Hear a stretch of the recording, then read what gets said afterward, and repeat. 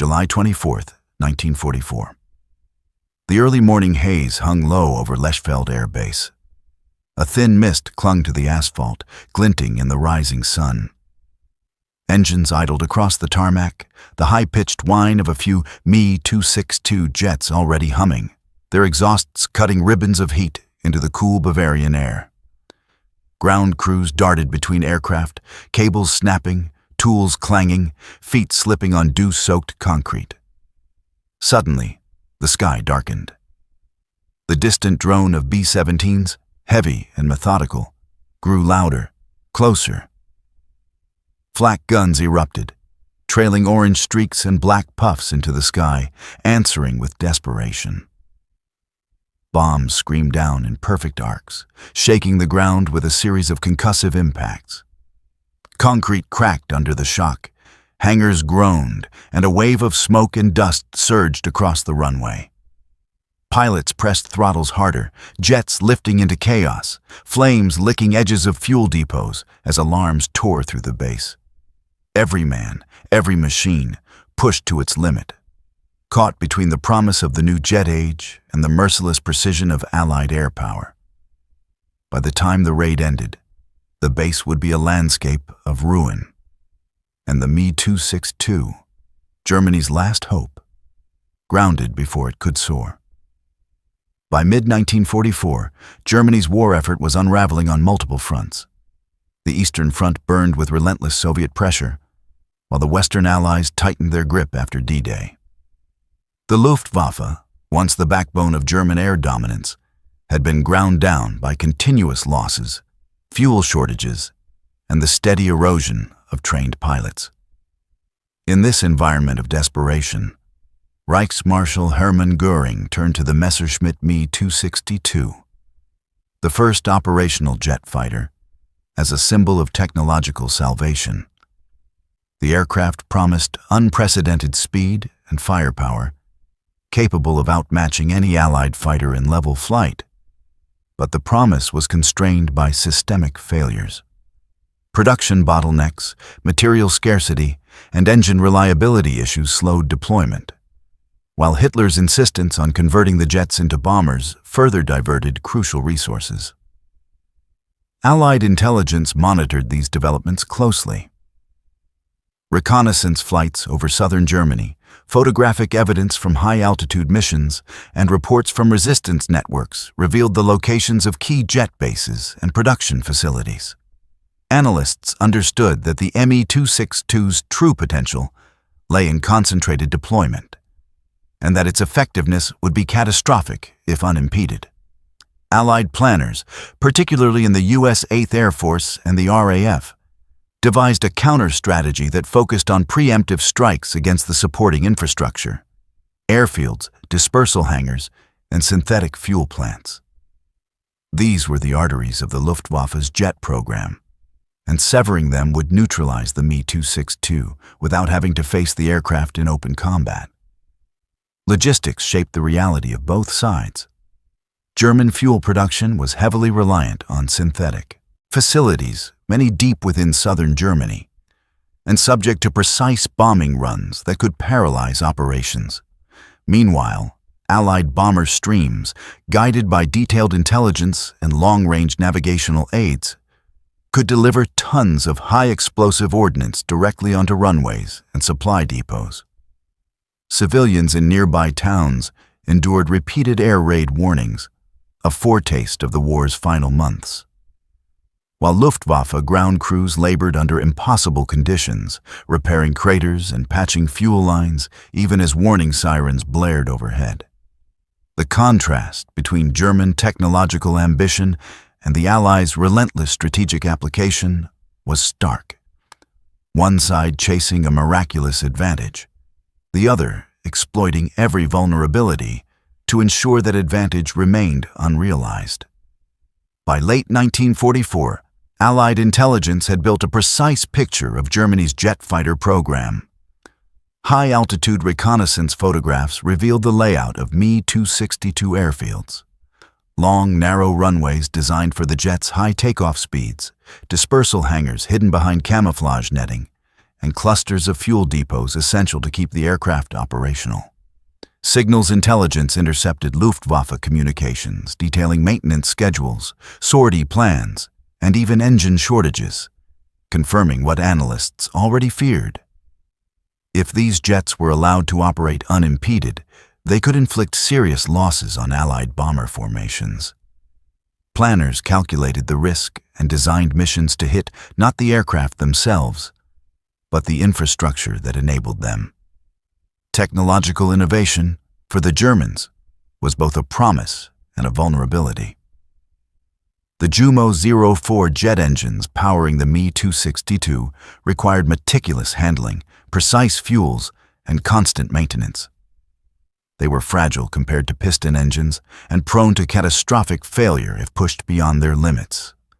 Allied intelligence understood that disruption of supply lines, fuel depots, and runways could neutralize these high-speed fighters before they ever reached the skies in meaningful numbers. To this end, the Allies prioritized soft targets that were, paradoxically, the lifeblood of a seemingly unstoppable weapon. Synthetic fuel plants at Pölitz, Bühlen, and Leuna became as strategically valuable as the aircraft themselves, while airfields from Achmer to Neuburg were placed under constant threat from precision bombing raids.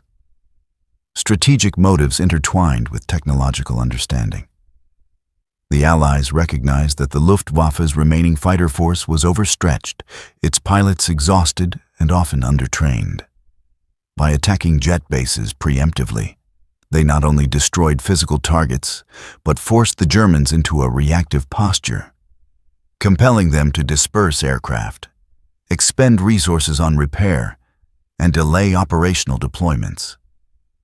Every destroyed runway, cratered apron, or fuel storage explosion translated directly into hours of grounding, delays in sortie schedules, and diminished air defense capacity over Germany. The psychological dimension was clear. The Me 262, once a symbol of Nazi hope and ingenuity, was rendered impotent through relentless observation, meticulous intelligence, and the methodical application of air power.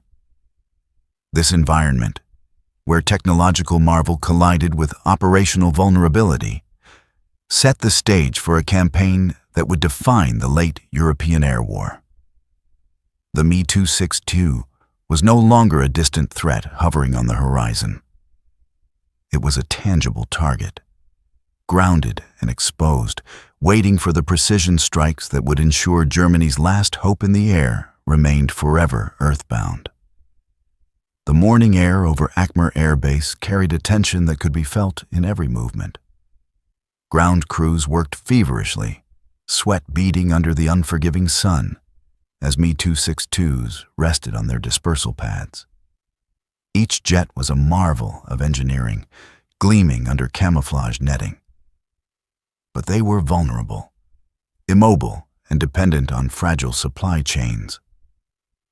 The distant drone of Allied bombers grew steadily, a low, ominous hum that quickened heartbeats and forced hands to tighten on wrenches and fuel hoses.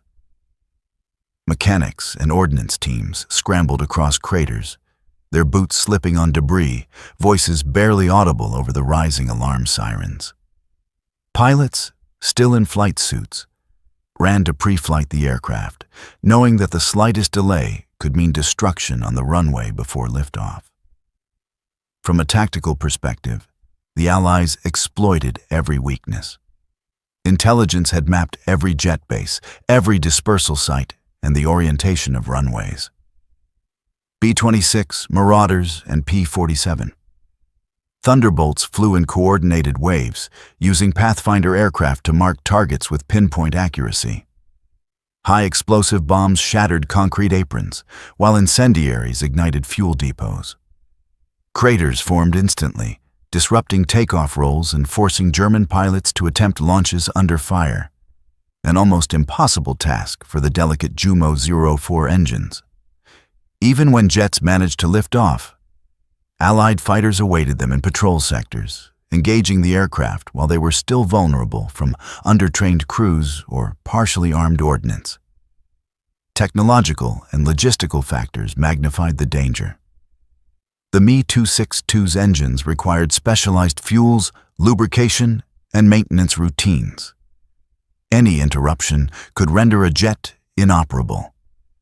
Allied attacks on nearby synthetic fuel plants did more than destroy resources. They forced German commanders into a cycle of triage, patching engines with scarce parts and rationing fuel to a handful of jets. Runways cratered in seconds, hangars burned, and the German air defense network struggled to respond, diverting flak batteries and interceptors while the jets themselves were grounded. Every raid became a calculation. Which base, which fuel depot, which repair facility would yield the greatest operational disruption with the fewest aircraft losses for the Allies? Command decisions played a critical role. Göring's insistence that the Me-262 serve as a fighter bomber slowed jet deployment, while Hitler's interference prevented mass production and concentrated defensive use. Field commanders faced impossible dilemmas. Launch jets with incomplete armament, risk pilots over Allied skies, or preserve aircraft and fuel for a future engagement that would never arrive. Every decision was made under duress, with crews acutely aware that their technological marvels were only as effective as the bombed and cratered terrain they occupied. Enemy countermeasures offered little relief. Attempts to camouflage aircraft, construct revetments, or disperse jets to secondary fields slowed the Allies only briefly. Rapid repair teams patched runways under fire, but the speed and scale of bombing raids ensured that no base remained untouched for long. Psychologically, the constant threat of annihilation on the ground weighed heavily on pilots and crews alike, instilling a pervasive sense of futility that even the Me-262's unmatched performance could not overcome. In this theater, human resilience collided with technological ambition and operational precision. The Me-262 promised a revolution in air warfare. Yet every raid demonstrated that even the most advanced aircraft could be neutralized with foresight, planning, and relentless execution. For the men on the ground, the war was no longer about air superiority. It was a matter of survival beneath an unyielding sky of Allied bombs. At Neuberg Air Base, the morning light barely pierced the smoky haze from previous night raids. Dispersed Me-262s rested in camouflaged revetments, their silver fuselages reflecting the dim sun. Pilots moved between jets, briefing each other in clipped tones, their voices barely audible above the distant thrum of B-24 Liberators approaching on reconnaissance runs. Ground crews, exhausted from continuous repair cycles, carried spare engines and fuel drums across fractured aprons, knowing that every delayed takeoff could be fatal. The high-pitched whine of Jumo 004 engines cut through the tension as a pilot attempted a test taxi, an experiment in vulnerability that would be repeated hundreds of times across German airfields. From a strategic vantage, the Allies had perfected the orchestration of these attacks. Missions were not isolated raids, but coordinated campaigns targeting the entire operational network of Germany's jet program. Intelligence officers used aerial photography and intercepted communications to identify secondary fields, dispersal zones, and fuel storage sites, ensuring that even if jets survived one attack, their lifelines were severed elsewhere. Bombing waves were timed with precision. Pathfinders marked runways, follow-on bombers dropped explosives to crater tarmacs, and fighters patrolled likely escape corridors. Every element was designed to minimize German options, forcing jets to attempt hazardous takeoffs under fire or remain grounded indefinitely. The technological fragility of the Me-262 amplified these challenges. Its engines were prone to overheating and flameouts, particularly when hastily started or subjected to debris-laden runways. The jet's top speed and climb rate, revolutionary in the air, were irrelevant on cratered ground. Allied planners knew that disabling infrastructure could nullify the advantage of advanced aircraft, and each attack validated this calculation. Even minor disruptions, fuel shortages, bombed taxiways, or delayed ordnance deliveries rendered a jet useless in combat. The war had become a struggle of systems as much as of machines, with each side leveraging technology, logistics, and information to decisive effect. Commanders in the Luftwaffe faced impossible dilemmas. Göring's orders emphasized offensive use and the prestige of new technology. Yet frontline officers had to manage dispersed units, scarce fuel, and inexperienced pilots under constant threat from the air.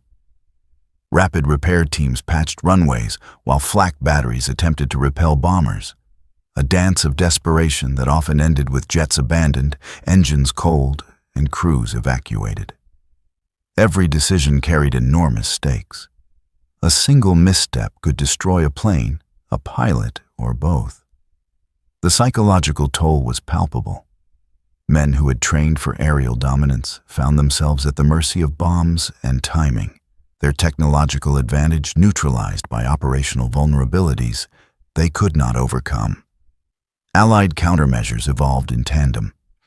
Diversionary raids, feints, and decoy installations were tested, but largely ineffective. By the time the Luftwaffe attempted tactical adaptation, Allied reconnaissance had identified the weak points, striking again with unerring accuracy. The cumulative effect was devastating. Planes destroyed on the ground, sorties delayed or canceled, pilots demoralized, and Germany's final hope of turning the air war with jet technology reduced to rubble. Amid the chaos, individual heroism persisted. Pilots attempted risky takeoffs from cratered fields, engineers labored under fire, and commanders improvised repairs in near-impossible conditions. Yet, each act of courage underscored a larger truth. The war was no longer determined by the skill of a few or the speed of a machine, but by the systematic application of intelligence, precision, and overwhelming force. The Me-262, a revolutionary weapon, had been rendered impotent before it could assert dominance, a testament to meticulous planning and relentless execution. October 14, 1944. The early morning sky over Akmer Air Base was brittle with frost, the pale sunlight glinting off frozen tarmac. Ground crews moved with mechanical precision, carrying spare Jumo 004 engines, rolling fuel drums, and munitions. Every motion a race against time. Me-262s sat like silver predators, engines cold but ready, their sleek fuselages catching the weak sunlight. Somewhere behind the perimeter, flak guns were manned, the smell of oil and gunpowder heavy in the air. The tension was almost tangible. Every man, every machine knew that the sky could erupt at any moment. Then the distant hum began. At first, a whisper, then a roar, the unmistakable drone of P-47 Thunderbolts and B-26 Marauders forming a massive overhead formation. Pathfinders led the assault, dropping incendiary markers with unerring precision. Seconds later, high-explosive bombs screamed down in perfect arcs, cracking concrete and tearing the runway into jagged scars. Ground crews scattered, fuel drums rolling underfoot as explosions flung debris across the tarmac. One Me-262, its engines warming, attempted to taxi, tires skidding on shards of asphalt, exhaust flames flickering over broken concrete. A bomb landed nearby, showering the cockpit with shrapnel and igniting a small fire along the fuselage. From the air, the Allies executed a choreography of destruction. Bombers released payloads in staggered waves, maximizing runway crater coverage while minimizing overlapping losses. Fighter escorts circled, suppressing any attempt at German interception. Flak bursts erupted below, orange and black, but their sporadic arcs were insufficient against the coordinated storm. Pilots of the Me-262s attempted takeoffs under impossible conditions, some accelerating along cracked asphalt, engines screaming, only to be thrown into dust and smoke when secondary explosions ripped nearby fuel depots. Technological vulnerabilities were exposed with brutal clarity. The WWII engines, finely tuned for high-speed flight, stuttered and failed when exposed to debris, craters, or hurried ignition. One pilot managed liftoff, but barely cleared the perimeter, forced into evasive maneuvers as strafing Allied fighters targeted him during the climb. On the ground, mechanics fought futilely to extinguish fires, patch engines, and move undamaged aircraft into dispersed positions. Every effort was constrained by the pace and precision of the raid. There was no room for error. Command decisions collided with reality. Base officers attempted to coordinate repairs, allocate fuel, and scramble jets. But every plan was preempted by the relentless bombing. The chain of command strained under pressure. Radios crackled with alerts, orders, and reports of destroyed aircraft, while the moral weight of failure pressed on commanders who could only watch as their best weapon was rendered temporarily useless. The psychological impact was instantaneous. Shock, disbelief, and frustration as the Me-262s, heralded as Germany's ultimate hope, lay immobilized on cratered runways. By the time the last Allied formation passed, smoke and fire dominated the base. Runways were shattered, hangars collapsed or burning, and fuel depots smoldered in twisted wreckage. Only a handful of jets remained intact, their engines cold, their wings streaked with soot. The ground was littered with twisted metal, shattered tools, and the silent testimony of a program brought to its knees. In less than an hour, the carefully engineered promise of the Me-262 had been rendered ineffective. A technological marvel immobilized by precision, intelligence, and timing. The afternoon sky over Akmere was choked with smoke. Black ribbons curling from shattered hangars and craters filled with burning fuel. The relentless roar of Allied bombers had faded, but the devastation remained. Runways were fractured beyond immediate repair, the ground scorched and littered with debris. A handful of Me-262s, engines cold and cockpits empty, sat abandoned on the tarmac. Reminders of a technological promise rendered impotent. Every attempt at a sortie would now require hours of repair, a luxury Germany no longer possessed. Tactical outcomes were immediate and devastating. Flight schedules were obliterated, planned jet deployments postponed indefinitely. Pilots, many untested in operational jet combat, were grounded, their training reduced to waiting and watching the wreckage around them. Even those jets that had survived the raid faced crippling fuel shortages, as nearby synthetic fuel plants had been targeted in parallel missions. The Allies' strategy, focusing on infrastructure rather than aerial duels, had achieved maximum effect. The Me-262's operational impact was delayed until the war's final months, far too late to influence outcomes. Commanders scrambled to assess losses. Göring's reports, arriving hours later in Berlin, cataloged destroyed aircraft, damaged runways, and burned fuel stocks. Field officers attempted rapid repairs, but the combination of craters, fire damage, and the delicate nature of the WWII engines made restoration a slow, painstaking process. Each cratered runway required not only labor, but replacement materials increasingly scarce under Allied interdiction. The psychological toll was stark. Confidence in the jet program, already strained by Hitler's micromanagement, eroded further with each successive raid. Allied bombers had achieved more than physical destruction. They had imposed operational paralysis. Attempts to disperse jets to secondary fields proved largely futile, as reconnaissance and follow-up strikes continued with unrelenting precision. Even when crews attempted hurried takeoffs, they were often engaged immediately by escort fighters or funneled into compromised airspace. The Luftwaffe's defensive network, overstretched and reactive, could not compensate for the systematic removal of safe launch zones. Amid the chaos, human effort persisted. Pilots risked partial takeoffs, mechanics worked under smoke and fire, and commanders coordinated repairs by radio, improvising amidst ruin. Yet the outcome was unmistakable.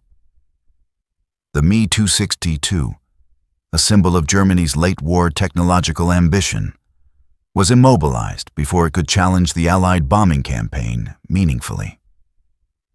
Within hours, the balance of air power remained decisively in the Allies' favor, their meticulous planning and precision bombing ensuring that technological advantage alone could not dictate the war's final stages.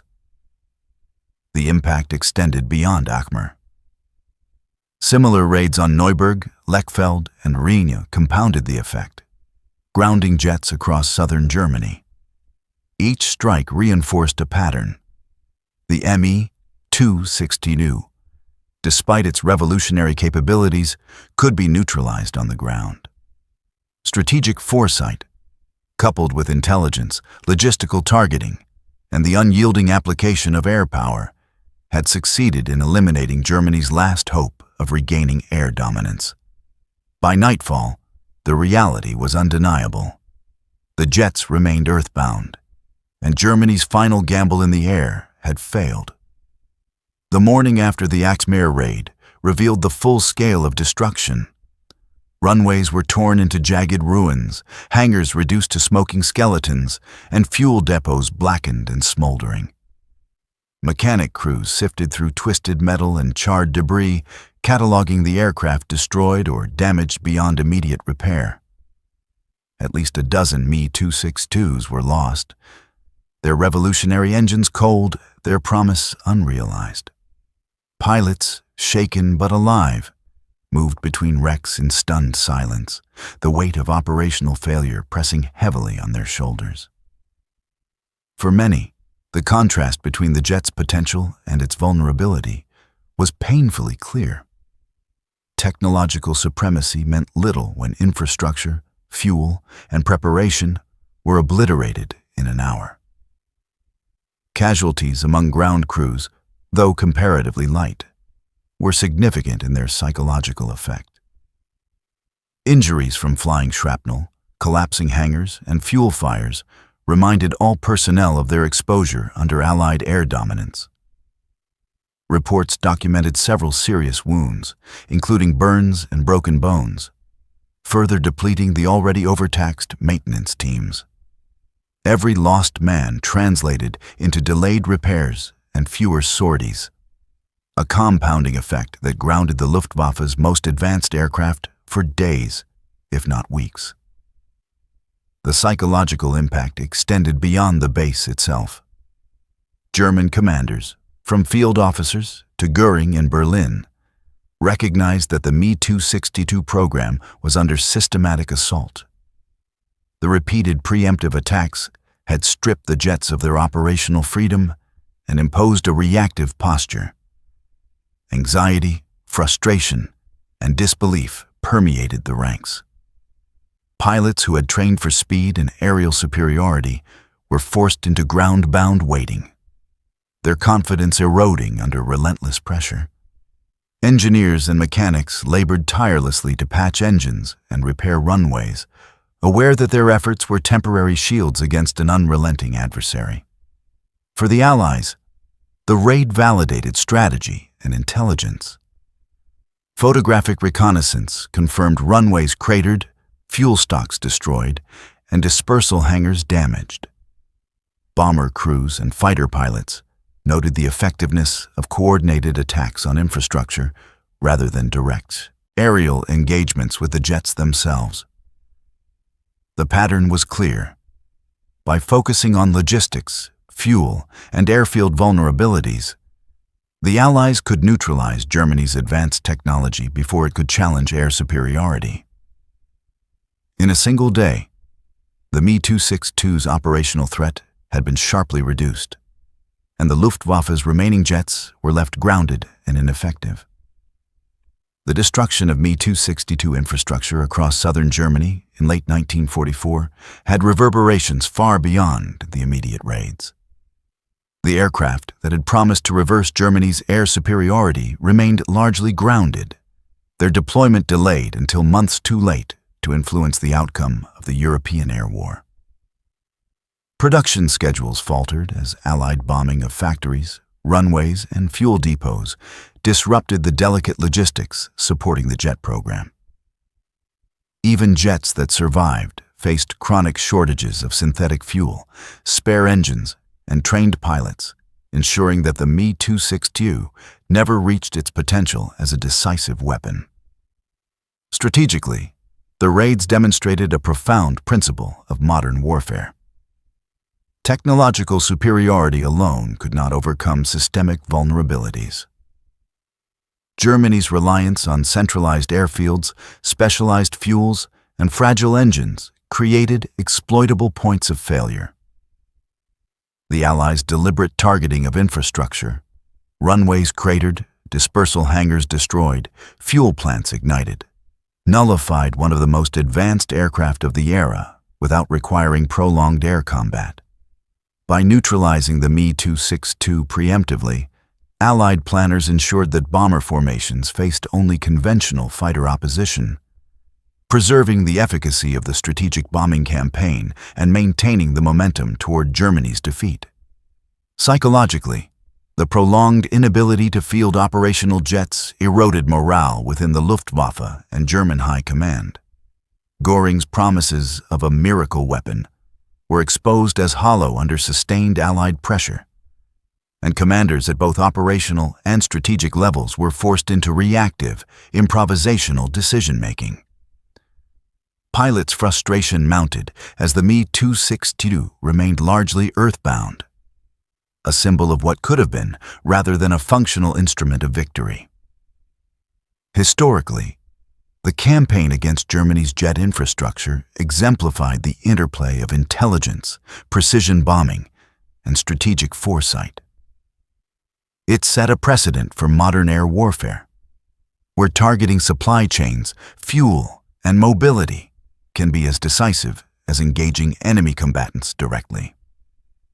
The Me-262 remained a technological marvel, influencing post-war jet design across the globe. But its operational impact in World War II was constrained almost entirely by systematic interdiction. In the end, the Allies' combination of meticulous planning, intelligence, and relentless execution ensured that Germany's last hope for aerial redemption never took flight. The story of the Me-262 is a study in promise and limitation. A revolutionary aircraft, unmatched in speed and firepower, it embodied the peak of German aeronautical engineering. Yet its potential was curtailed not by direct combat, but by meticulous strategy, intelligence, and logistics. Runways cratered, fuel depots ignited, and hangars collapsed, neutralizing technological advantage before it could alter the course of the war. The aircraft became a symbol of what might have been, a reminder that even the most advanced weapon is inseparable from the infrastructure, resources, and planning that sustain it. For the men who operated, maintained, and commanded the Me-262, the war became an exercise in improvisation under relentless pressure. Courage, skill, and dedication could not overcome a system under siege. For the Allies, the success of preemptive strikes highlighted the power of foresight, coordination, and intelligence in modern warfare, proving that innovation alone cannot dictate outcomes. In the broader sweep of history, the Me-262s left an indelible legacy. It inspired post-war jet design and reshaped the vision of air combat. Yet it also stands as a testament to the limits of technology without support and strategy. The aircraft's brief, ground-bound existence reminds us that in war, as in life, potential is measured not only by capability, but by the environment in which it is allowed to unfold, and that even extraordinary machines are ultimately subject to human decision, circumstance, and the unyielding realities of conflict.